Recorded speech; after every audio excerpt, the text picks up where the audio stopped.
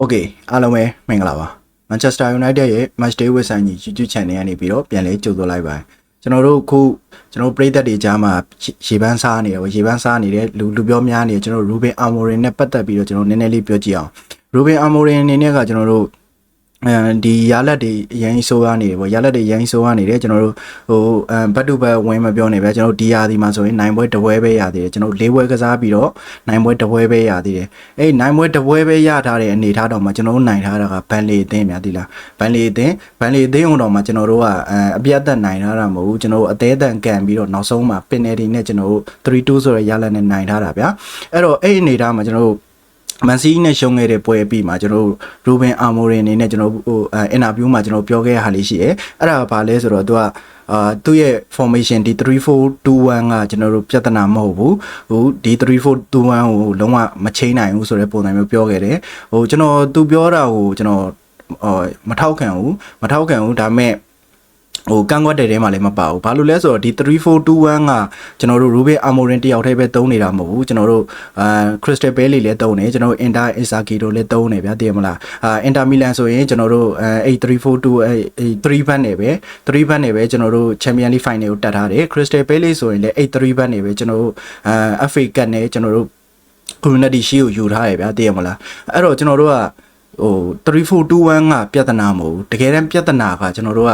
ဒီRuben Amorimစောနေတဲ့ကျွန်တော်တို့ဒီ3ဘတ်ရဲ့ play style system ကပြဿနာဖြစ်နေတာဘာလဲဆိုတော့အားလုံးနဲ့မြင်ကြလိမ့်မယ်ကျွန်တော်တို့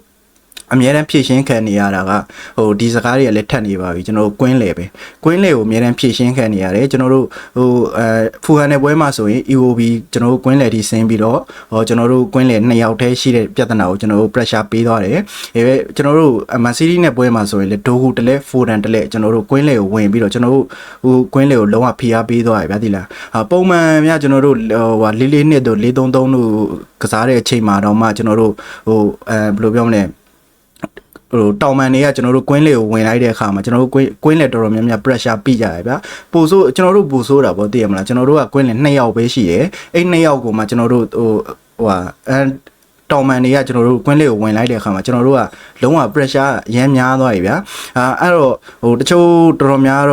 များမဟုတ်ပါဘူးတချို့ကတော့ပြောကြလိမ့်မယ်ကျွန်တော်တို့ဟိုကျွန်တော် CCB ကကျွန်တော်တို့ temporary DM အနေနဲ့ဝင်နေပေါ့ temporary DM အနေနဲ့ဝင်တာကိုဟိုဟာဘယ်လိုပြောမလဲအဲ့ဒါကိုပြောကြလိမ့်မယ်အဓိက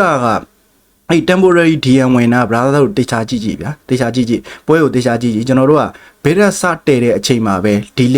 က်ပေါ့အဓိကတော့ခု CCB မှာဒီလက်ကစားနေရဗျာဒီလက်က temporary DM အနေနဲ့ကွင်းလေကိုဝင်တာဘေးရက်စားတဲ့အချိန်လေးမှာပဲဗျာဒီလားအဲ့ဘောလုံးကကျွန်တော်တို့ကွင်းလေကိုရောက်သွားပြီဆိုတာနဲ့ဒီလက်ကနောက်ကိုပြန်ဆင်းသွားပြီဗျာဒီလား3ဘက်ပြန်ဖြတ်သွားပြီကွင်းလေက2ယောက်တည်းပဲဖြတ်သွားပြီအဲ့အနေထားမှာကျွန်တော်တို့အများတန်းဒီကွင်းလေကြီးကကျွန်တော်2ယောက်တည်းနဲ့အများတန်းဖြည့်ရှင်းခံရတယ်ပြီးတော့ကျွန်တော်တို့အသင်းရဲ့အားနည်းချက်ကလေဒီကွင်းလေကြီးဆိုတာကိုအသင်းတိုင်းကလည်းတည်ထားပြီးပြီဗျာတိလားတည်ထားပြီးတော့ပိုဆိုးတာကကျွန်တော်တို့ကကွင်းလေ2ယောက်ပဲကစားရမယ့်နေရာမှာ2ယောက်ဗျာကျွန်တော်တို့ဟိုဘက်ကကျွန်တော်တို့တခြား opponent ကနေပြီးတော့ကျွန်တော်တို့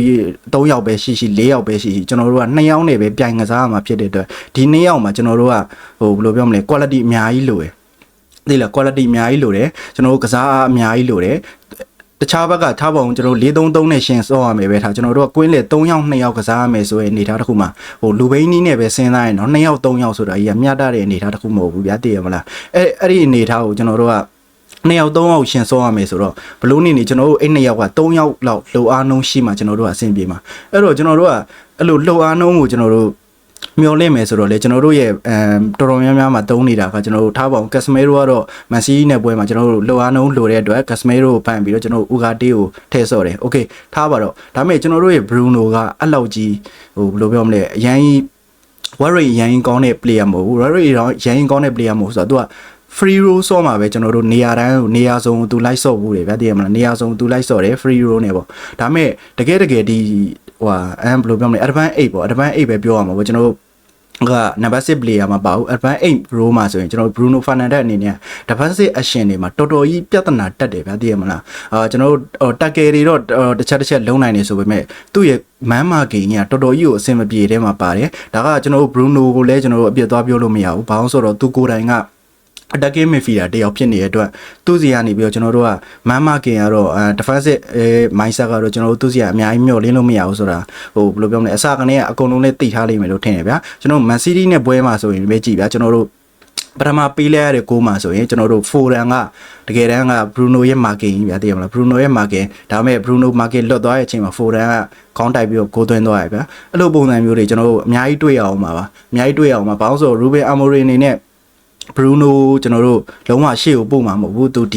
ကွင်းလယ်မှာပဲကျွန်တော်တို့တေချာပေါက်ထားကစားလိုက်မယ်ဘာလို့လဲဆိုတော့ဘာလို့အဲ့လိုပြောနိုင်တာလဲဆိုတော့ကျွန်တော်တို့မေဆန်မောင်းနဲ့ကွန်ညာမပါနိုင်တဲ့အနေထားမှာတောင်မှကျွန်တော်တို့ Bruno ရှေ့ပို့ပြီးမကစားဘူးဆိုတော့ तू ကတေးကြတယ် Bruno သူ့ရဲ့ကွင်းလယ်မှာလုံးဝအထိုင်ကျစေခြင်းနေတာဗျသိရမလားကွင်းလယ်သူကွင်းလယ်မှာအဓိက Bruno ဖြစ်နေတာအဲ့တော့ Bruno ကတေးကြပေါက်ဒီနေရာမှာပဲဆက်ကစားမှာဖြစ်တဲ့အတွက်ဒီလိုမျိုး defensive error တွေကတော့အများကြီးကျွန်တော်တို့မြင်နေရအောင်ပါပဲOkay အဲ့တော့ကျွန်တော်တို့ Ruben Amorim အနေနဲ့ကျွန်တော်တို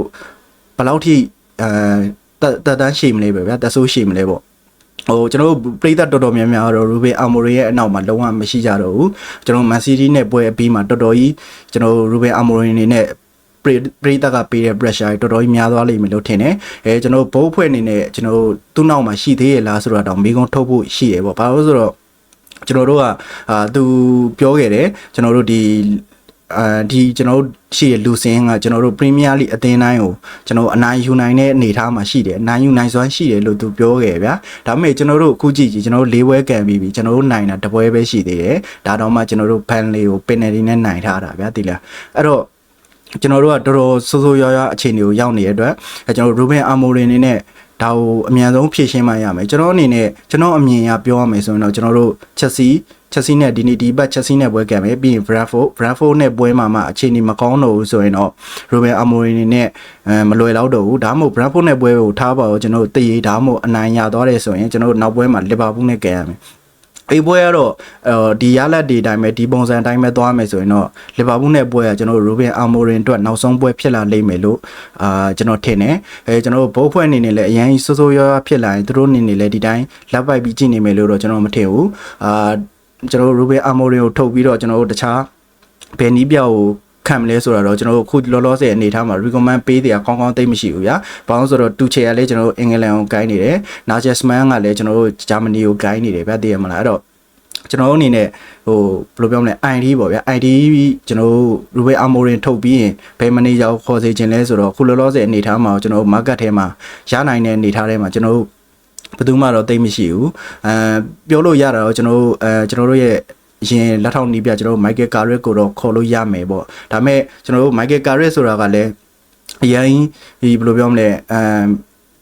error တခုမရှိဘူးဗျာသိရမလား aura မရှိဘူးပေါ့ aura မရှိတော့ကြတော့ဟိုကျွန်တော်တို့ player တွေပေါ်မှာကျွန်တော်တို့man management နဲ့ကျွန်တော်တို့လွှမ်းမိုးနိုင်စွမ်းမှာတော့ကျွန်တော်နည်းနည်းလေးပြဿနာလေးရှိလိမ့်မယ်လို့ထင်တယ်ဒါပေမဲ့ကျွန်တော်တို့ Michael Carrick ရောက်လာရင်လည်းကျွန်တော်တို့အများကြီးတော့ပြောစရာမရှိပါဘူးအဲ့တော့Okay ကျွန်တော်ပြောချင်တာကအဓိက Ruben Amorim နေနဲ့ဒီကွင်းလေကိုအများအားဖြည့်ရှင်းခံနေရတဲ့အနေထားကိုဒီနောက်ထပ်3ပွဲမှာကျွန်တော်တို့သူ့ရဲ့ play style သူ့ရဲ့ system ကိုမပြောင်းဘူးဟိုဒီပုံစံတိုင်းပဲဆက်သွားမယ်ဆိုရင်သိကြတယ်ကျွန်တော်တို့ကဒီကွင်းလေကြီးအများအားဒီပုံစံတိုင်းပဲအသင်းတိုင်းဖြည့်ရှင်းပါအဲ့တိုင်းဖြည့်ရှင်းခံရတိုင်းပဲကျွန်တော်တို့အသင်းကရလက်တွေစိုးမယ်အဲ့ဒီတော့ကျွန်တော်ထင်ကတော့ဒီပုံစံတိုင်းဒီရလက်တွေတိုင်းကဆက်သွားမယ်ဆိုရင်ကျွန်တော်တို့ Ruben Amorim နေနဲ့လီဗာပူးနဲ့ပွဲကနောက်ဆုံးဖြစ်လိမ့်မယ်လို့ထင်တယ်လီဗာပူးရဲ့ကွင်းလေလီဗာပူးရဲ့အခုလောလောဆယ်အထိုင်ကျနေတဲ့ပုံစံရဆိုရင်ကျွန်တော်တို့ကအိတ်ပွဲစဉ်မှာလီဗာပူးရဲ့အိမ်ဝင်းမှာကျွန်တော်တို့ကလုံးဝအဆင်ပြေတဲ့အကြောင်းမရှိဘူးဒီပုံစံတိုင်းပဲဆက်သွားမယ်ဆိုရင်ပြောတာဒါလုံးဝအချိန်ကြီးကောင်းနိုင်တဲ့အကြောင်းမရှိဘူးအဲ့အတွက်အိတ်ပွဲသာကျွန်တော်တို့6ပြက်ဒီမန်စီးနဲ့ပွဲလို့6ပြက်ရလဲထွက်သွားမယ်ဆိုရင်တော့ Ruben Amorim အနေနဲ့